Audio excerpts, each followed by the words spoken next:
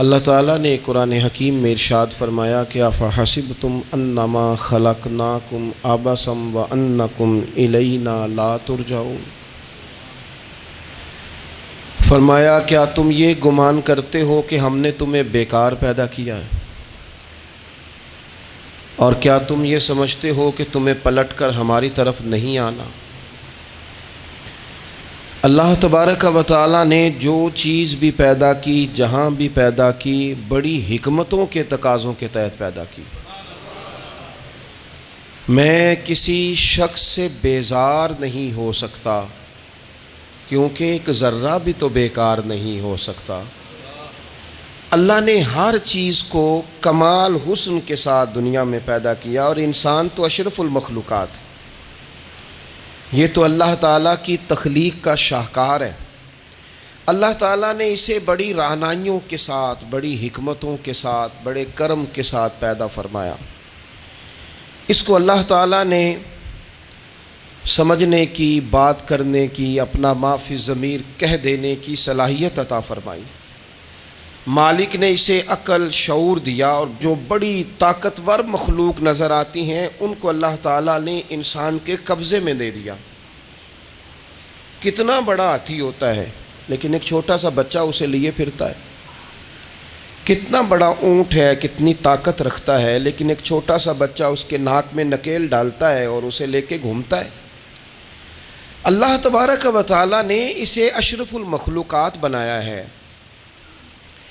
اتنے اتنے بڑے جہاز ایک انسان کے قبضے میں دے دیے ہیں۔ وہ جب چاہتا ہے جہاز اڑتا ہے، جب چاہتا ہے اسے زمین پہ اتار لیتا ہے۔ اللہ کی دی ہوئی طاقت سے ملکوں کو سر کرنا، بڑی بڑی ٹیکنالوجی کو ایجاد کرنا خدا نے اپنی توفیق سے اسے عطا کیا۔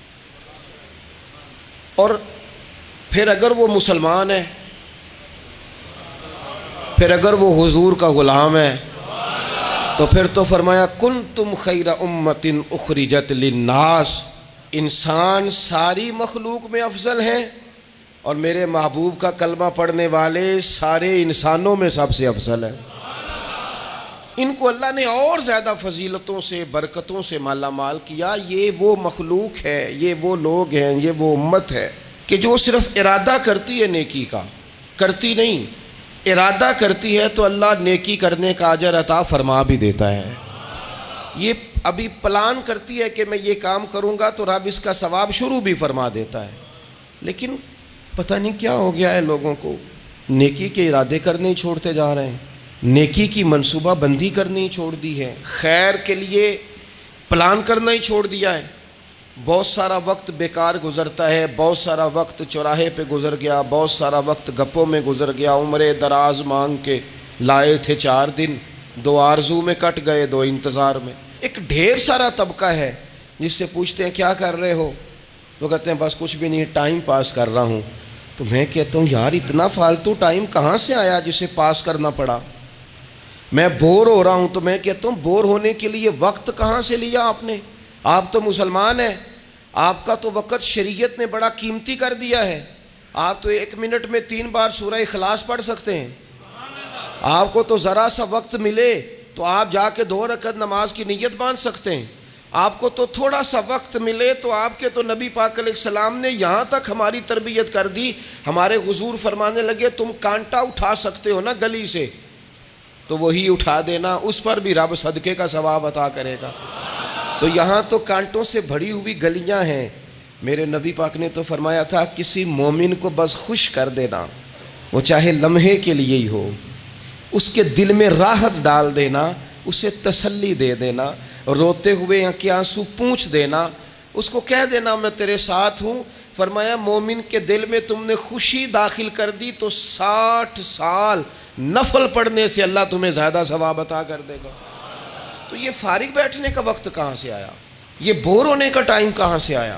ہم نے اپنے آپ کو بیکار کر لیا ہے، اور رب نے نہیں بیکار پیدا کیا، ہم نے بیکار کر لیا، ہم نے اپنے آپ کو زنگ لگا لیا۔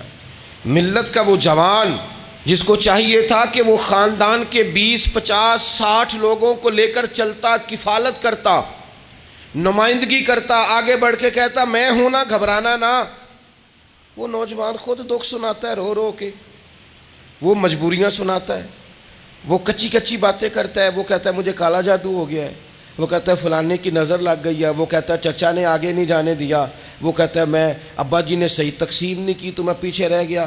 اتنی کمزور بات کرے گا، اور وہ مسلمان اپنی صلاحیت کو پہچانے۔ حضرت سعدی شیرازی کے پاس ایک شخص نے بیٹھ کے اپنے دوستوں کی غلطیاں گنوانی شروع کر دی، ان میں یہ بھی غلطی ہے، یہ بھی غلطی ہے، یہ بھی غلطی ہے، یہ بھی غلطی ہے، یہ بھی غلطی ہے۔ تو حضرت سعدی ہنس پڑے، فرمانے لگے اور یاد رکھ تیرے سجن بڑے ہی برے ہیں، پر پانی بڑا بھی گندا ہو نا تو آگ بجھانے کے کام پھر بھی آ جایا کرتا ہے۔ کوئی تو خوبی ان میں تلاش کر لینا، پانی بڑا بھی گدلا ہو تو آگ تو بجھاتا ہے کہ نہیں بجھاتا۔ ہمارا یہ مزاج بن گیا ہے کہ ہم اپنی صلاحیتوں سے کام ہی نہیں لیتے، ہمیں پتہ ہی نہیں ہم کیا کر سکتے ہیں۔ میرے رسول پاک صلی اللہ علیہ وسلم کا کمال یہ ہے کہ حضور نہ انسان کی صلاحیتیں اجاگر کر دیتے، محبوب اجاگر کر دیتے، حضور اندر جذبہ پیدا کر دیتے۔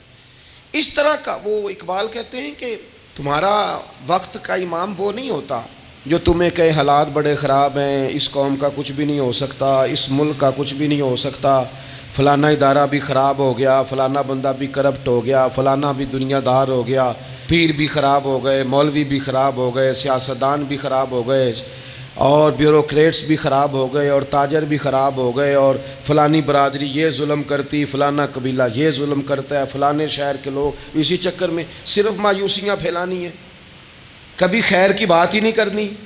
لیکن اقبال کہتے ہیں کہ ہے وہ تیرے زمانے کا امام برحق جو تجھے حاضر و موجود سے بیزار کرے اور موت کی شکل میں دکھلا کے تجھے جلوہ یار زندگی تیرے لیے اور بھی دشوار کرے، وہ تیرے اندر رمق پیدا کرے۔ آج جو حاجی غار سور پہ جاتے ہیں تو یہ لوگ پانی کی بوتل ان کی بغل میں ہوتی ہے، رستے میں 3-4 جگہ بنی ہوئی ہیں، پانی پئیں، چائے پئیں، جوس پئیں، بندوبست ہے، آپ کے کھانے پینے کے لیے آپ چیزیں خرید سکتے ہیں۔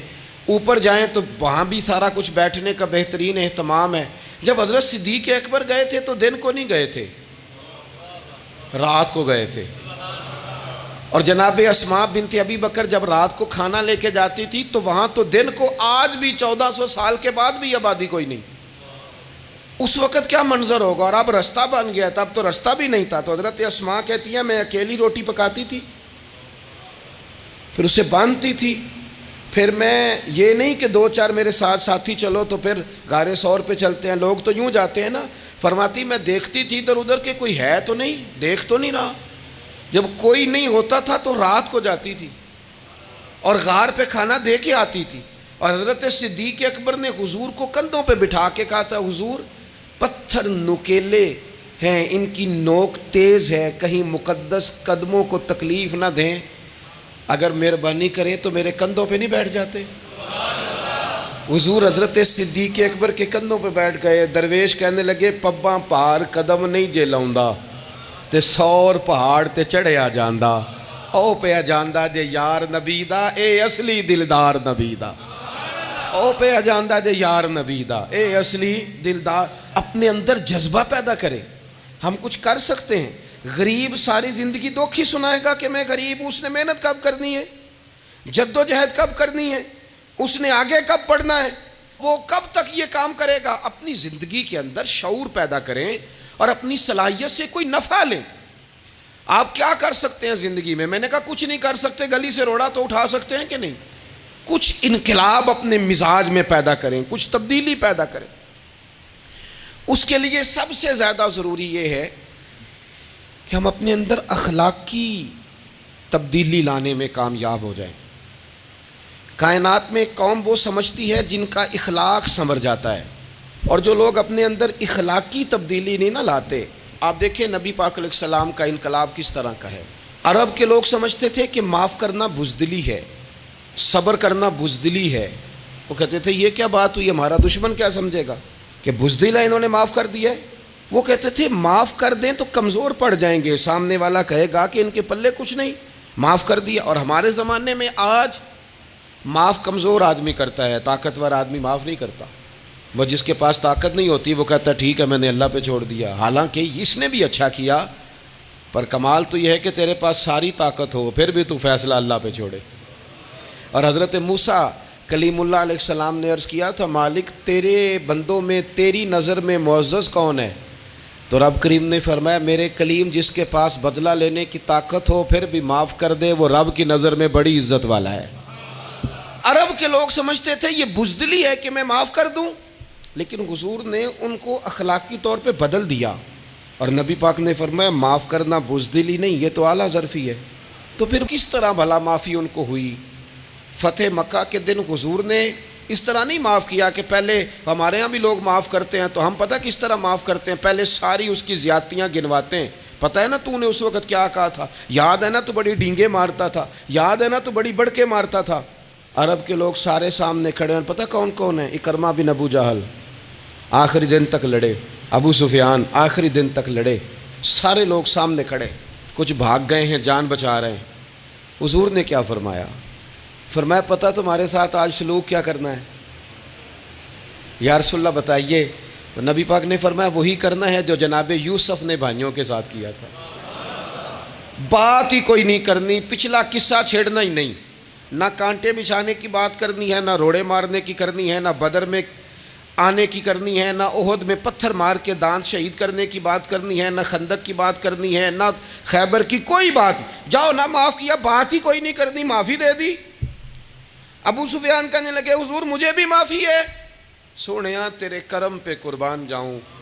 میرے کریم فرمانے لگے تو قبیلے کا سردار ہے، مکہ شریف کے لوگ تجھے بڑا سمجھتے ہیں، دیکھ حضور معاف بھی کرتے ہیں اور عزت بھی دیتے ہیں۔ فرمایا جا میں نے تجھے معاف کیا، اور جو تیری حویلی میں آ کے پناہ لے لے گا میں اسے بھی معاف کر دوں گا، اسے بھی معافی مل جائے گی جو تیرے گھر آ جائے گا۔ اب تبدیلی آ گئی، وہ جو اندر کفر تھا وہ ٹوٹ گیا، انقلاب آ گیا۔ یہی ابو سفیان جو کل تک مخالفت میں لڑتے تھے، پھر یہ حضور کے ساتھ جنگوں میں جاتے، اور اس طرح جاتے کہ حضور گھوڑے پہ بیٹھے اور جناب ابو سفیان نے گھوڑے کی لگام تھامی ہے، ہر میدان میں گئے، ہر جگہ خدمت کی۔ اکرمہ بن ابو جہل کا پتر ہے، کوئی کسر نہیں چھوڑی اس نے، حد کر دی، ہر جگہ لڑا، ہر مقام پہ۔ لیکن فتح مکہ کے موقع پر یہ بھاگ گیا تھا، جان بچا کے چھپ گیا۔ اس کی بیوی آئی، آگے کہنے لگی سونیا میرے چھوٹے چھوٹے بچے ہیں، مجھے پتہ چلا ہے کہ میرے شوہر کے لیے آپ نے ڈیتھ وارنٹ جاری کر دیے ہیں کہ جہاں ملے مار دیا جائے، صحابہ نے یہ اعلان کیا ہے، وہ سخت مجرم ہے، اس کے لیے سخت آرڈر جاری کیا گیا ہے۔ تو کریم کیا فرمانے لگے؟ حضور فرمانے لگے تو کیا چاہتی ہے؟ میں کوئی آپ کو قصہ تو نہیں نہ سنا رہا، خدا را مہربانی کریں، تھوڑا سا دل بڑا کریں، تھوڑا سا۔ وہ ساس کہتی ہے جی میں کیویں معاف کر دیاں جی، تمہیں پتہ نہیں پیر صاحب میرے اندر زخم کنے نے، مثلا کیا ہے، گولی مار دی ہے کسی نے کسی کو۔ بہو سے کہیں تو کہتی ہے جی میں معاف کر دوں، اس کو معاف کر دوں، آپ کو بتاؤں اس نے تکلیف کتنی دی۔ مہربانی کرو ایک دوسرے کو معاف کرو، اپنے دل میں گنجائش پیدا کرو۔ اس بندے کی بات ہو رہی ہے جو باپ سے لگا ہوا ہے مخالفت کرنے، ابے نے بھی ظلم کیے، اس نے بھی کیے۔ حضور اس کی بیوی سے کہتے ہیں کیا چاہتی ہے؟ کہنے لگی حضور معاف کر دیں اسے۔ تو نبی پاک صلی اللہ علیہ وسلم نے فرمایا ٹھیک ہے، یہاں تو معافی کا دروازہ تو سب سے زیادہ کھلا ہوا ہے، تو کہتی ہے تو چلو ٹھیک ہے معاف کیا، ہو گئی بات۔ اس نے جا کے جہاں چھپا ہوا تھا اسے کہا اکرمہ حضور نے تجھے معاف کر دیا۔ کہنے لگا کوئی کرنے والی بات کر، وہ معاف کرتے ہیں مجھے پتہ ہے، بڑا کرتے ہیں، پر جو میں نے کیا ہے وہ معافی والا نہیں۔ مجھے معافی ہو سکتی ہے، یہ کیسے ہو سکتا ہے، یہ کیسے ہو گیا، ہو ہی نہیں سکتا۔ اس کی بیوی پھر آئی، کہنے لگی حضور وہ مانتا نہیں، یہ تاریخ صرف میرے رسول کی ہے، یہ سیرت صرف میرے رسول کی ہے، کہ جس کو معاف کیا جا رہا ہے اس کی سمجھ میں بات نہیں آ رہی کہ بھلا مجھے معاف کر دیا ہے۔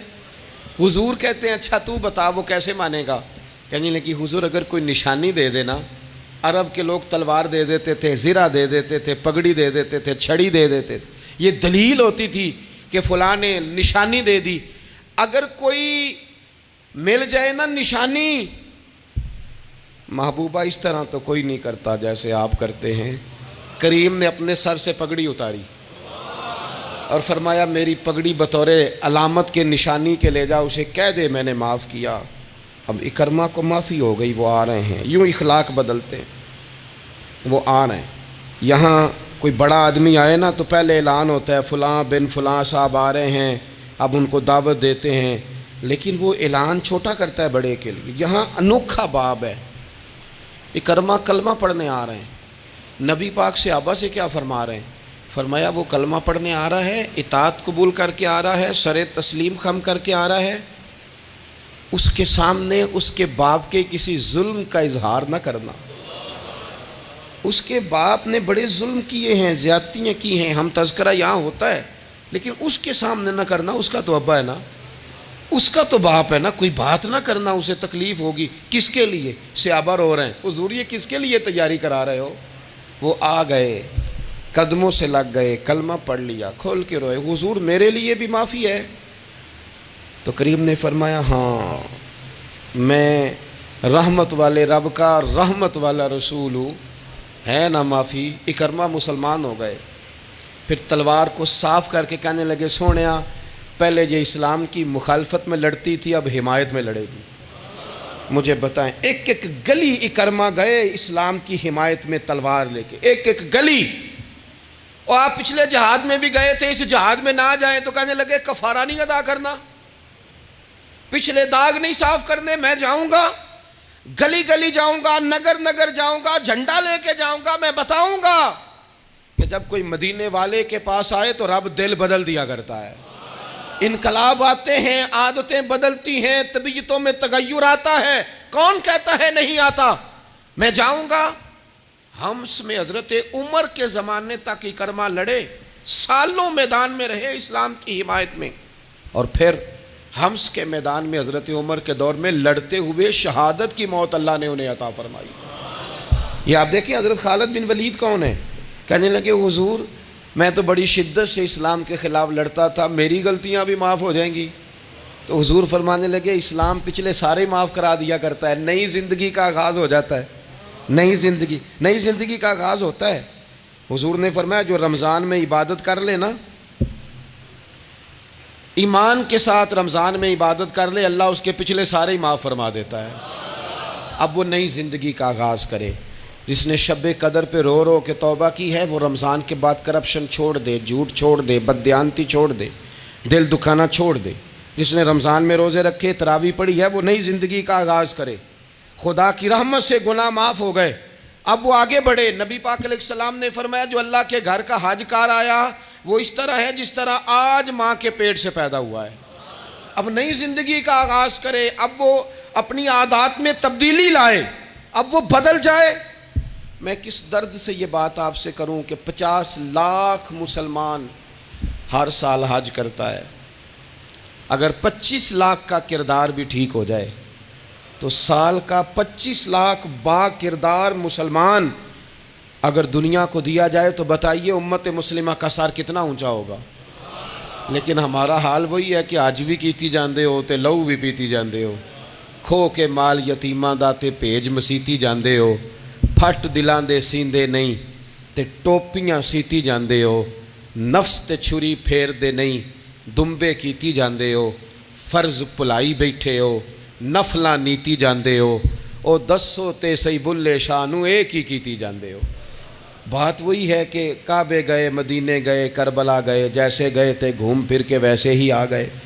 کچھ تبدیلیاں اپنے مزاج میں لائیں، اپنی عادات میں لائیں.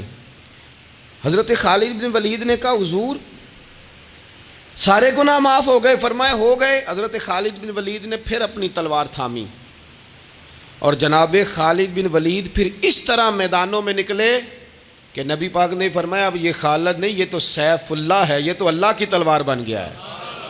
اس جذبے سے، شوق سے اپنے مزاج کو تبدیل کر کے اس طرح میدان میں آئے. فرمایا اب یہ اللہ کی تلوار ہے. پورا وجود زخمی کرایا اور ساری زندگی اسلام کی حمایت میں تلوار چلائی.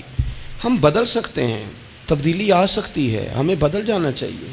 بہلول دانا سے کہا تھا ہارون رشید نے کہ مجھے کوئی نصیحت کر دے، میں بادشاہ ہوں، سخت دل ہو جاتا ہے کئی دفعہ. تو حضرت بہلول دانا کہنے لگے میں کیا نصیحت کروں، آپ کا باپ کہاں ہے؟ کہنے لگے قبرستان میں. کہا ایک بڑا بھائی بھی تھا، بڑا پیار کرتا ہے، سنا آپ سے، کہاں ہے؟ کہا قبرستان میں. تو کہا وہ ایک چچا زاد بھی آپ کے ساتھ میں نے دیکھا ہے. کہا وہ بھی قبرستان میں. یاد کرانا شروع کیا حضرت بہلول نے، فرمایا وہ ننہال والے، ددہال والے، وہ ماموں، وہ چاچو کا سب قبروں میں آخری جملہ کہا، فرمایا تیرا ایک پتر بھی تھا، چڑھتی جوانی تھی، قد اونچا تھا، رنگ گورا تھا۔ ہارون رشید رو پڑے، کہنے لگے حضور وہ بھی قبرستان میں؟ تو فرمایا جس نے اتنے جنازے پڑھے ہوں اسے میں نصیحت کروں؟ تیرا کیا خیال ہے، تو نے نہیں جانا؟ یارو ہم نے اپنے کئی کلاس فیلوں کے جنازے پڑھے ہیں، بڑا پیار تھا میرا اپنی دادی کے ساتھ، تو 97 میں وہ انتقال کر گئیں، دادا ابو چلے گئے، اماں جی چلی گئیں، ابا جی چلے گئے، نانا چلے گئے، پھپھا چلے گئے، دوست چلے گئے۔ یہاں پچھلے سال کئی سنگی تھے، اس سال نظر نہیں آتے، رخصت ہو گئے۔ او سنگیو، یہ تو ساری تیاری ہے، ہم نے بدلنا کب ہے؟ اب تو ہمارا بڑھاپا آنے کو ہے، اب تو بال سفید ہونے کو۔ تبدیلی کس وقت؟ اللہ تعالیٰ نے قرآن مجید فرقان حمید کے اندر فرمایا اللہ ولی الذین آمنوا یخرجہم من الظلمات الی النور۔ اللہ مومنوں کا ولی ہے، وہ انہیں اندھیروں سے نور کی طرف نکالتا ہے، وہ رستہ دکھاتا ہے۔ بار بار راہ کھلتی ہے ہمارے سامنے، پر ہم قبول کرنے کو تیار نہیں ہوتے۔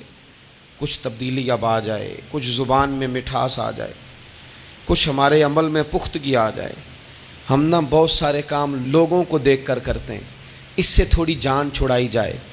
کچھ اپنے اندر جو قباہتیں ہیں، کچھ اپنے ساتھ جنگ کی جائے۔ نبی پاک علیہ السلام نے فرمایا افضل جہاد اپنے نفس سے لڑائی کرنا ہے، اپنے آپ کے ساتھ کچھ جد و جہد کی جائے، کچھ اپنے خلاف بھی چلا جائے۔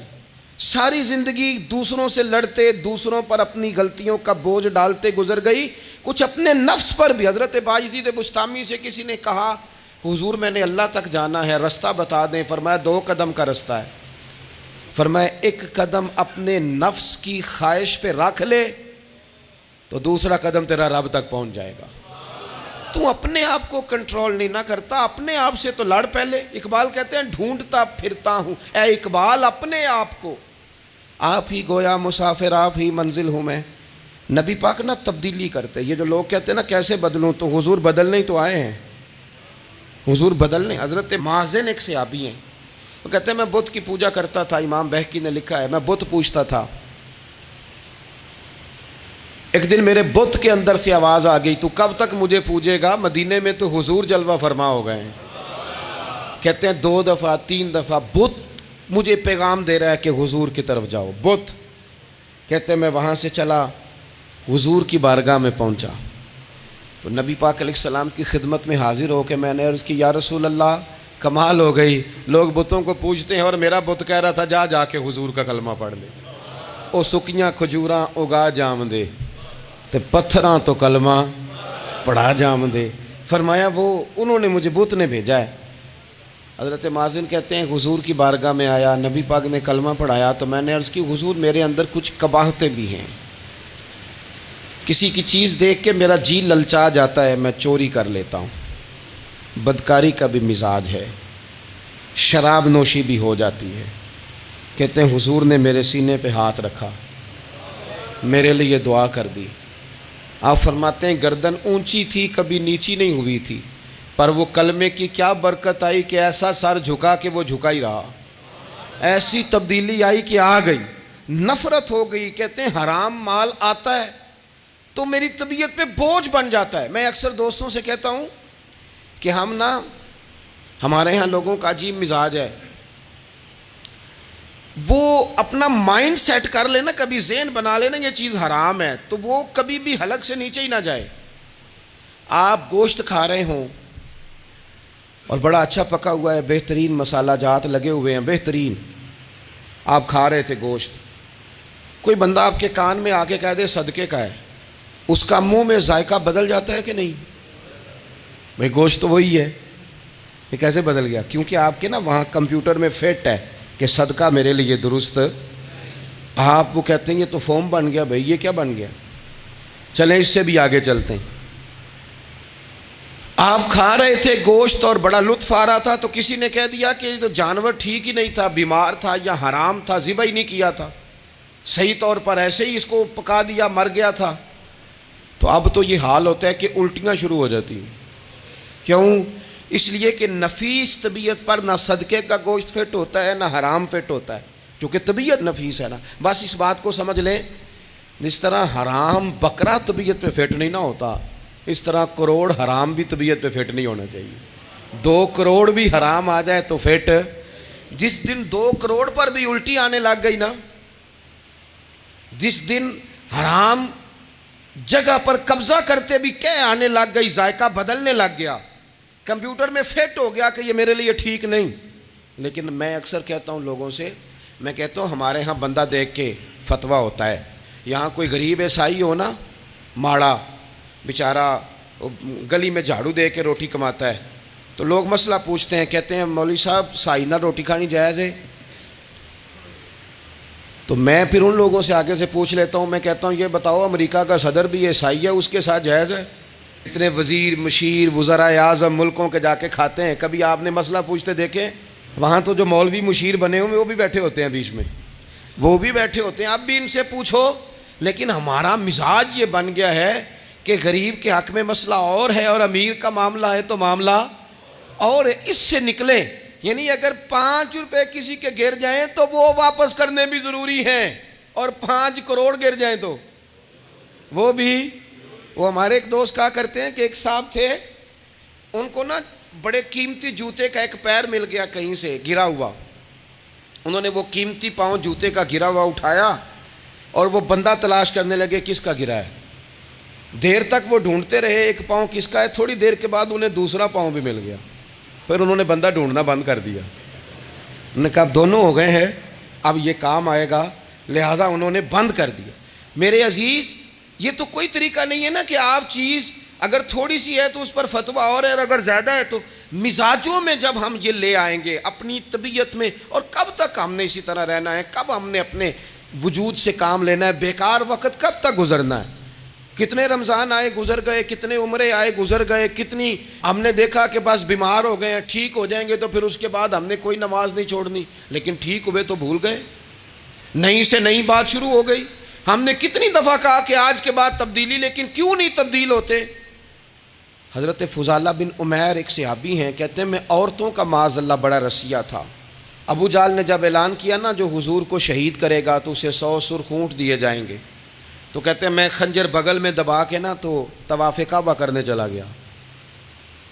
طواف کعبہ کہتے ہیں وہاں جب میں پہنچا تو میں نے دیکھا حضور بھی طواف کر رہے ہیں، تو نبی کریم نے مجھے دیکھتے ہی حضور میرے قریب آئے اور مجھے نہیں بتانا پڑا. حضور فرمانے لگے تیرا نام فضالہ ہے؟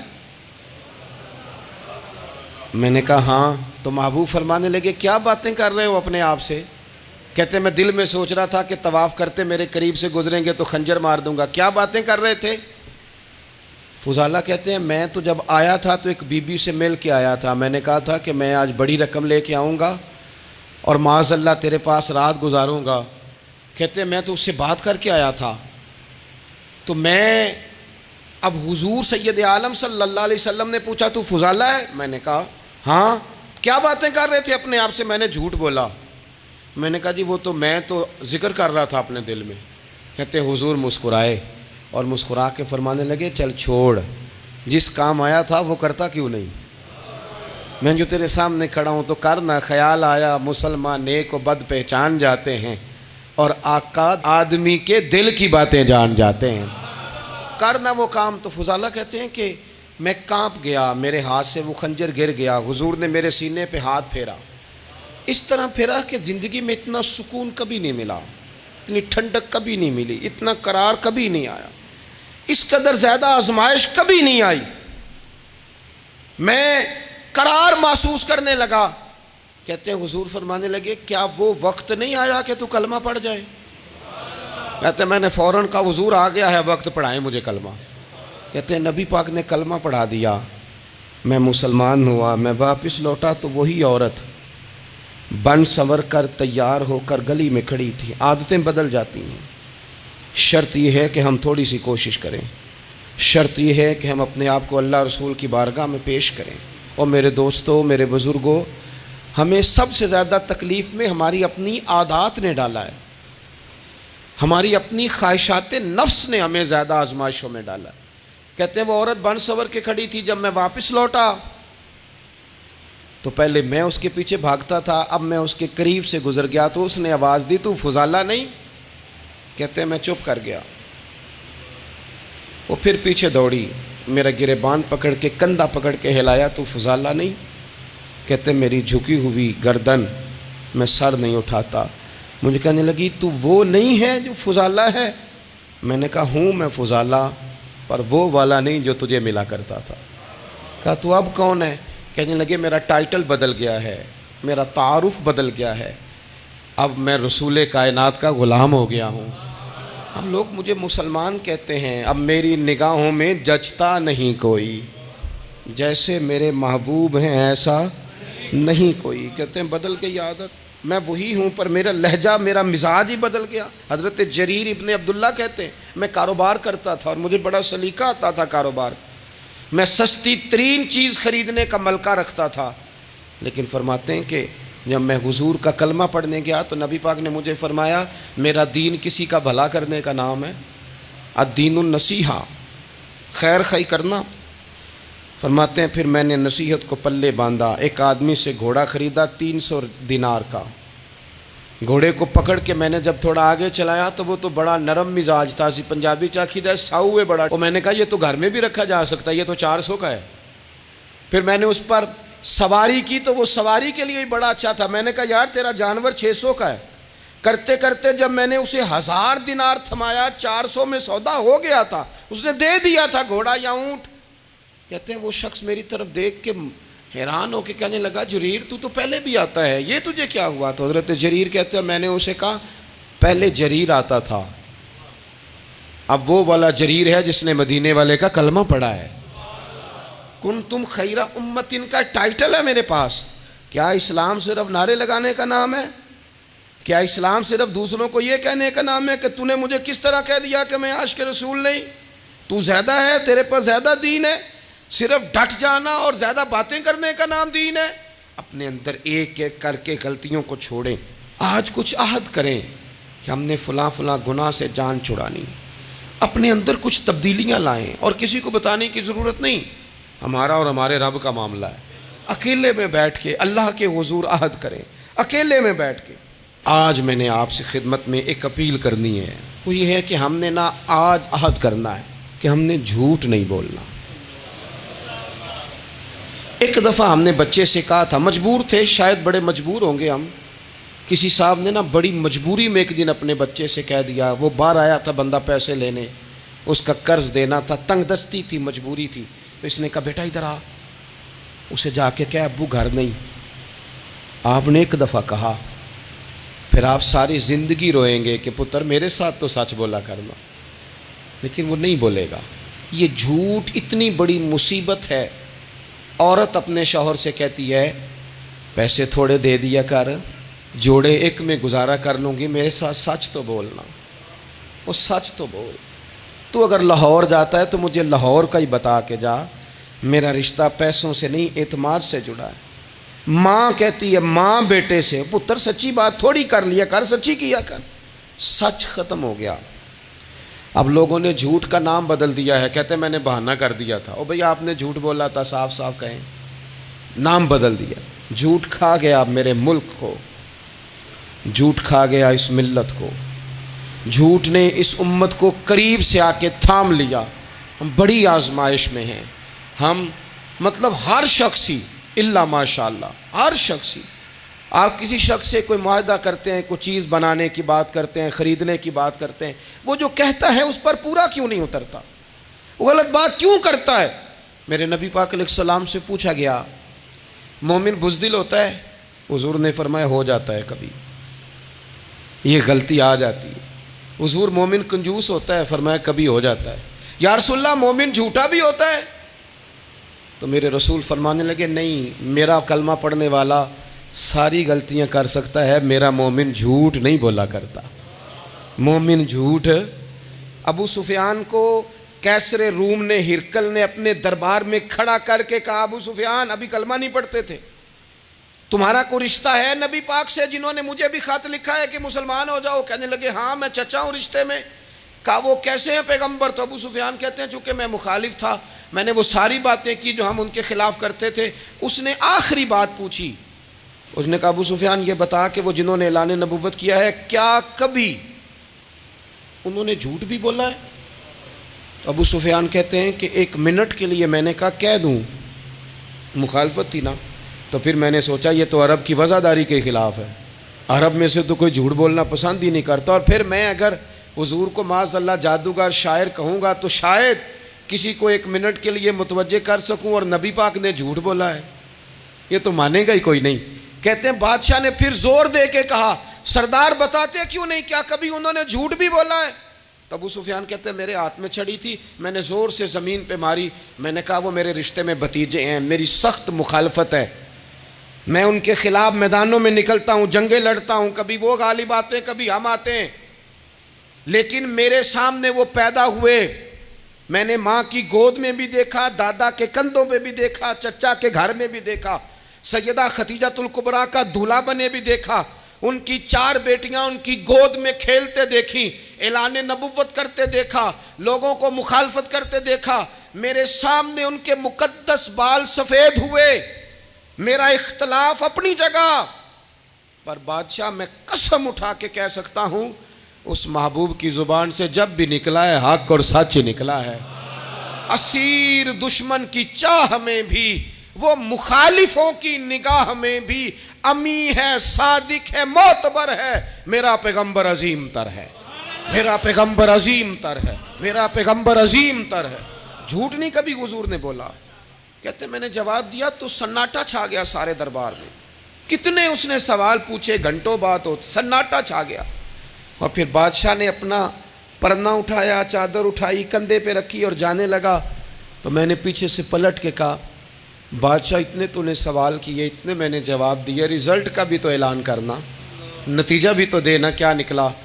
تو کہتے ہیں وہ جا رہا تھا, وہیں کھڑے کھڑے اس نے چہرہ میری طرف پھیرا اور کہنے لگا سردار نتیجہ تو نکل آیا ہے, رزلٹ تو نکل آیا. جس بندے نے کبھی بندوں سے جھوٹ نہیں بولا وہ یہ جھوٹ کیوں بولے گا کہ میں اللہ کا رسول بن کے آیا ہوں؟ نتیجہ تو نکل آیا, بات تو کلیئر ہو گئی, اب آگے کیا جانا ہے؟ ایک سردار تھے کسی قبیلے کے, وہ حضور کی بارگاہ میں کلمہ پڑھنے آئے. امام راضی نے لکھا ہے, کہتے میرے اندر 4 غلطیاں تھیں. میں شراب بھی پیتا تھا, چوری بھی کرتا تھا, بدکاری بھی کرتا تھا معاذ اللہ, اور جھوٹ بھی بولتا تھا. حضور کی بارگاہ میں آیا, عرض کی یا رسول اللہ بچپن سے لے کر یہ بیماریاں لگ گئیں, بڑی کوشش کی, ابا نے بڑا مارا, لوگوں نے بڑا کہا, چھوٹی نہیں, اور میں چھوڑ سکتا بھی نہیں. ان کا خیال تھا نا جس طرح ہمارا خیال ہوتا ہے کہ فلانی چیز نہیں چھوڑ سکتے, میں چھوڑ سکتا بھی نہیں. حضور ایک چھوڑ سکتا ہوں, ایک چھڑوا لیں آپ اور کلمہ پڑھا دیں. حضور نے فرمایا بالکل ٹھیک ہے, تو ایک چھوڑ دے. یا رسول اللہ کون سی؟ فرمایا جھوٹ نہیں بولنا. جھوٹ, وہ شراب بھی پیتے ہیں, وہ کہتے ہیں میں بدکاری بھی کرتا ہوں, چور بھی ہوں. حضور نے کیا فرمایا؟ جھوٹ. کیا ان سارے کاموں سے زیادہ سخت تھا حضور نے اس سے منع کیا؟ جھوٹ نہیں بولنا بھائی. کہتے ہیں سونے وعدہ ہو گیا. سیدھے سادے آدمی تھے, دیہاتی سردار تھے, گھر چلے گئے. کہتے ہیں جب وہ شراب کے قریب جانے لگا تو دل میں خیال آیا کہ حضور کے پاس شراب پی کے جاؤں گا, اگر کسی نے پوچھا کہ پی ہے تو جھوٹ تو بولنا نہیں, سچ بولوں گا تو حال کیا ہوگا بھلا, وہاں کیفیت کیا ہوگی کہ میں شراب پی کے یہاں آتا ہوں حضور کی بارگاہ میں, مجھ پہ تو حد لگے گی. کہتے ہیں لہذا شراب بھی چھوڑ دی, اٹھا کے ماری دیوار کے ساتھ.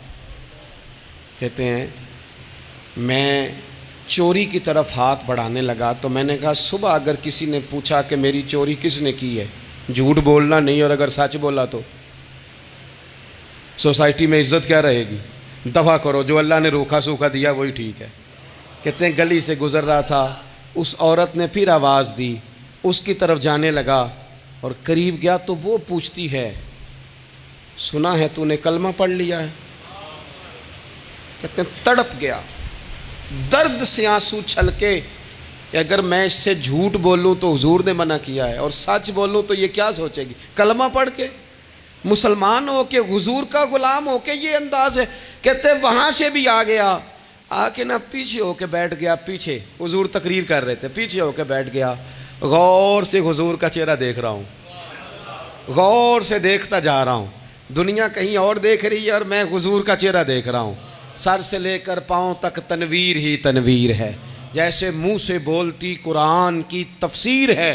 سوچتی تو ہوگی دنیا مصطفیٰ کو دیکھ کر، بھلا وہ مصور کیسا ہوگا جس کی یہ تصویر ہے۔ کہتے میں غور سے چہرہ دیکھ رہا ہوں، حضور کی خدمت میں گیا سلام لینے تو محبوب نے مسکرا کے دیکھا تو میں نے کہا سونیا قربان جاؤں، میرا ایک جھوٹ چھڑوایا ہے، میری ہر شے چھوٹ گئی ہے، ختم ہو گیا سارا کچھ ہی۔ یہ مہربانی ہو جائے گی انشاءاللہ۔ اپنے آپ سے بات کریں، کوشش کریں کہ ہم نے زندگی میں جھوٹ نہیں بولنا، آپ سچ بولیں۔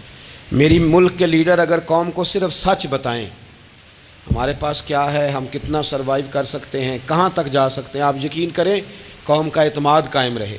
اگر ہم اپنے بچوں سے سچ بولیں، اپنے دوستوں سے سچ بولیں، اپنے محبت کرنے والوں سے سچ بولیں، ہمارا اعتماد نہیں خراب ہوگا، اعتماد قائم رہے گا۔ وہ ایک شخص نے آ کے کہا تھا نا، یا رسول اللہ میں 2 نمازیں پڑھوں گا، اگر آپ کہتے ہیں تو کلمہ پڑھتا ہوں، 5 نہیں پڑھ سکتا۔ فرمایا تو آ جا 2 ہی پڑھنا، لیکن یہ چھٹی صرف حضور دے سکتے ہیں اور نہیں کو دے سکتا۔ حضور نے فرمایا 2 ہی پڑھنا۔ صحابہ کہتے ہیں 2 نمازوں کی شرط پہ کلمہ پڑھا۔ پھر شارحین فرماتے ہیں وہ وقت بھی آیا کہ وہ تہجد بھی پڑھا کرتے تھے۔ آپ شروع تو کریں نا کسی کام کو، اپنے اندر چھوٹی چھوٹی تبدیلی پیدا کریں، اور بڑوں سے لے کر، مجھے ادب سے عرض کرتا ہوں، بعض نوجوان بھی شکایت کرتے ہیں، کہتے ہیں بزرگوں کو کہہ دیں کہ جلد باز نہ بنیں، جلدی غصے میں آ جاتے ہیں۔ میں بزرگوں سے بھی عرض کروں گا کہ تھوڑی نرمی، تھوڑی شفقت، مطلب زیادہ ڈانٹ ڈپٹ کرنے سے بھی تو چیزیں خراب ہی ہوتی ہیں نا، تھوڑا سا ظرف بڑھ۔ نوجوانوں سے کہوں گا کہ آپ جوان ہیں تو حوصلہ بھی تو جوان ہے نا، تو زندگی میں حوصلہ، تحمل، بردباری لائیں، اپنی عادات کو تھوڑا تھوڑا کر کے تبدیل کریں۔ اللہ تعالی ہمیں سمجھ عطا فرمائے۔